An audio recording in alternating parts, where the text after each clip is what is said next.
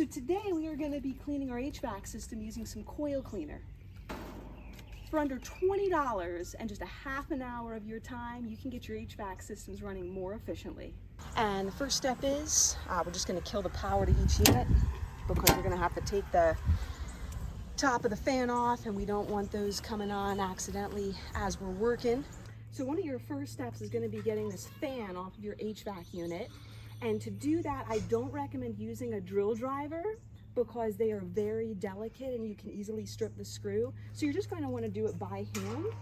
And this bit I have on right here, this is a 5/16. All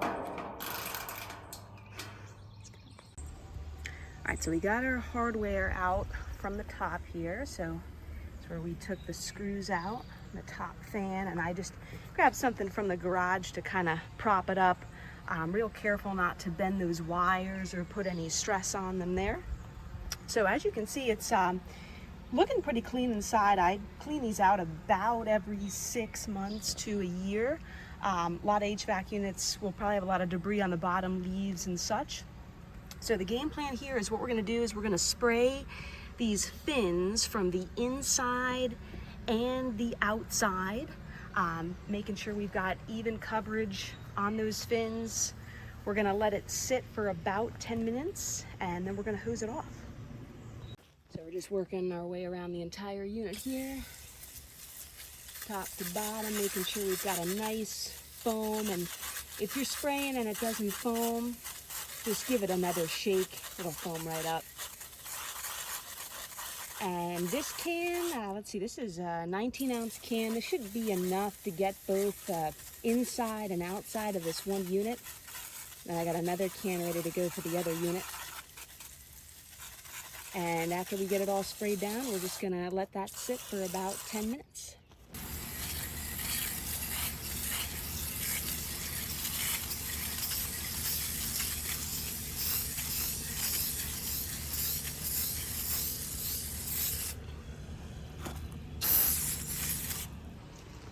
All right, so we've got the inside and outside of the unit completely saturated in the coil cleaner, and it's okay if that foam dissipates after a few minutes, no worries on that. So we're gonna wait a good 10 minutes, let that stuff soak in, do its job, and then we're gonna grab our hose, preferably with a garden nozzle here. I'm going to use the shower setting. You definitely don't want to use the jet or anything that's going to produce a powerful stream of water because you can bend these delicate fins very easily. If you see here, just from my index finger alone, I'm able to move those, and we don't want to bend or compromise the integrity of those in any way. You definitely don't want to pressure wash the units either. If you use a powerful stream of water, again, you can bend the fins and then wreck the efficiency of your unit. So I like to use that shower setting. We're going to hose from the inside out first. That way, if there's any big particulate or debris, I'm going from the inside out to get that out of the unit instead of from the outside in, which would force it back into the unit where I don't want it to go.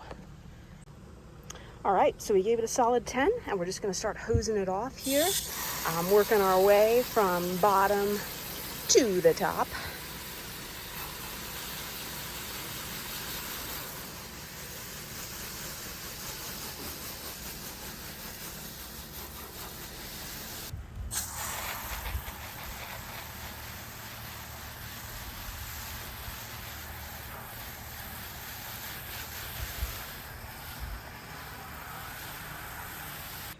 All right, so you can really already see the difference. Those shining fins in there look really good. This is the unit I haven't done, and you can see it's kind of a little bit of a brownish color, a little musty in there. Probably got some good algae and grime going on in there. So huge difference already. And I'm excited to see some colder air coming out of the HVAC vents this hot Georgia summer. So I ended up just hand tightening these screws here. Again, I didn't want to over torque them or strip them in any way.